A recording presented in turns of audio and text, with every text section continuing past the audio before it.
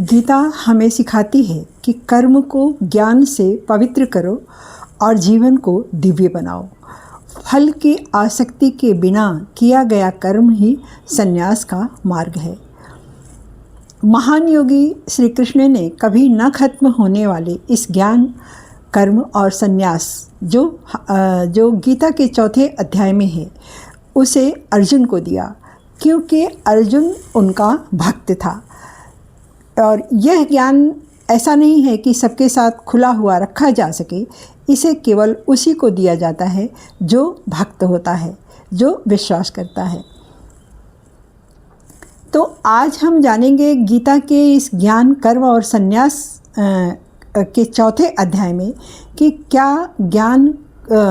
क्या कर्म करते हुए भी इंसान मुक्त हो सकता है, और जानेंगे कि क्या ज्ञान पूर्वक किया गया कर्म हमारे पापों को जला सकता है, और संन्यास क्या है।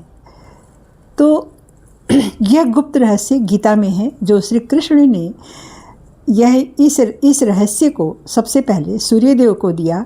सूर्यदेव ने अपने पुत्र वैवस्वत मनु को दिया, और फिर मनु ने अपने पुत्र इक्ष्वाकु को दिया।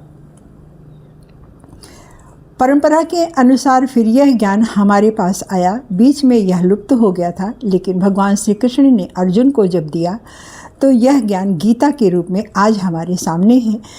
आज हमारे पग पग पर गीता हमारे जीवन में हमें मार्गदर्शक बनकर हमारे साथ हमें रास्ता दिखाती है।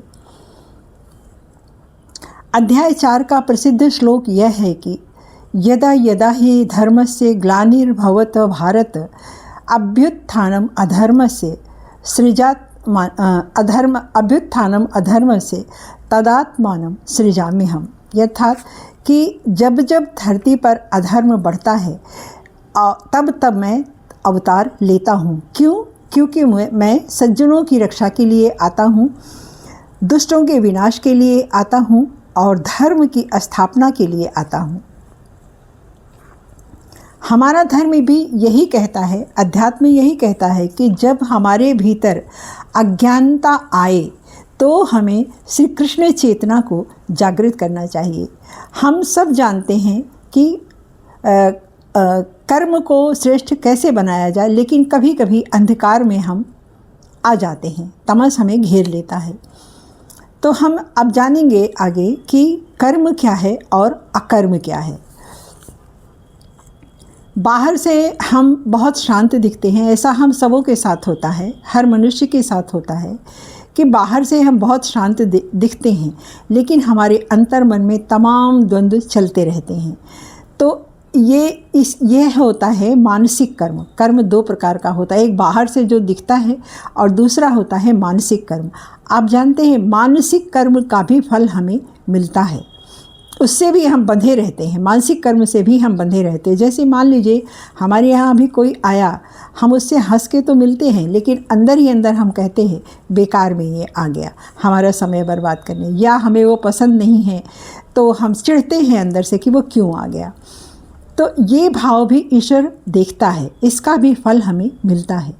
और फिर कई प्रकार से भी हम इसको इस तरह भी हमारा ऑरा ही बता देता है कि हम उसे देखकर खुश हुए या नहीं खुश हुए, तो इसका भी फर्क पड़ता है। और बाहर से काम करते हुए भी अगर हमारा अंतर मन किसी द्वंद्व में नहीं है, हम जो कर रहे हैं वही अंदर भी है वही बाहर भी है, तो ये इस फल का कोई बंधन नहीं होता है। यह क्यों नहीं होता? क्योंकि इस फल में हमने संन्यास की भावना रखी है, हमने आसक्ति नहीं रखी, हमने जो कर्म किया हमने उसमें आसक्ति नहीं रखी है। और है ज्ञान पूर्वक कर्म क्या होता है? ज्ञान में वह शक्ति होती है जो हमारे पाप को जला देती है। देखिए, अज्ञानता पूर्वक कर्म किया जाना आप समझ ही रहे होंगे, बिना सोचे विचारे, अच्छा बुरा का ध्यान रखे हुए, ऊंच नीच का ध्यान रखे हुए हम कुछ भी अगर हम कर जाते हैं तो उसका हमें फल मिलता है। तो इसलिए ज्ञान पूर्वक किया गया कर्म जो होता है वो हमारे पापों को जला देता है, यानी हमें हमेशा अच्छा ही रिजल्ट देता है ज्ञान पूर्वक किया गया कर्म। ज्ञान शरीर नहीं है, ज्ञान आत्मा है, और आत्मा हमारी अमर है, स्वच्छ है, पवित्र है। तो जब हम यह जानते हैं कि कर्म बंधन से मुक्त होते हैं, लेकिन ज्ञान कर्म बंधन से मुक्त होने के लिए हमें ज्ञान पूर्वक कर्म करना चाहिए। और ज्ञान मिलता कहाँ पर है? ज्ञान पाने के लिए हमें गुरु के पास जाना पड़ता है। गुरु कौन है? अच्छी पुस्तकें हैं और हमारे ग्रंथ हैं, अच्छी संगत है, ये माता पिता हैं हमारे, ये आज के हमारे गुरु होते हैं। और गुरु के पास से ज्ञान लेने के लिए हमें क्या चाहिए होता है? हमें चाहिए विनम्रता हो, हमारे अंदर सेवा भाव हो और आज्ञाकारी हो हम, ये चीज़ होना बहुत ज़रूरी है। तो ज्ञान के साथ किया गया निष्काम कर्म हमें मुक्त कर देता है, और जब हमें मुक्त कर देता है तो हमारा जीवन दिव्य बन जाता है। गीता आज भी हमारे जीवन में कितनी सार्थक है। गीता कहती है, गलत या विपरीत समय में निराश नहीं होना चाहिए।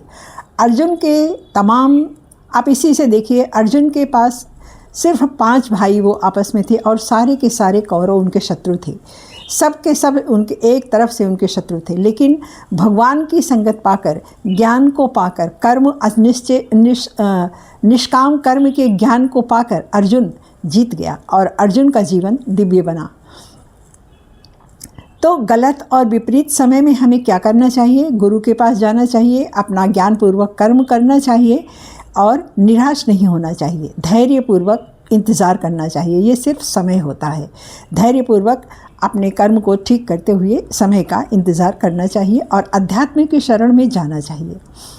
ज्ञान प्राप्त हम कहाँ से कर सकते हैं ये तो मैंने बताया, कई स्रोत हैं इसके। आप माता पिता से, अपने शिक्षक से, अपने अच्छी संगत से, अपने पुस्तकों से, इन सब से हम ज्ञान को प्राप्त कर सकते हैं। और अपना सारा किया हुआ कर्म अगर हम ईश्वर को समर्पित कर देते हैं, ईश्वर को समर्पित हम कब करते हैं? जब हमारे ईश्वर कब लेता है वो हमारे कर्मों को? जब हमारे कर्म पवित्र होते हैं।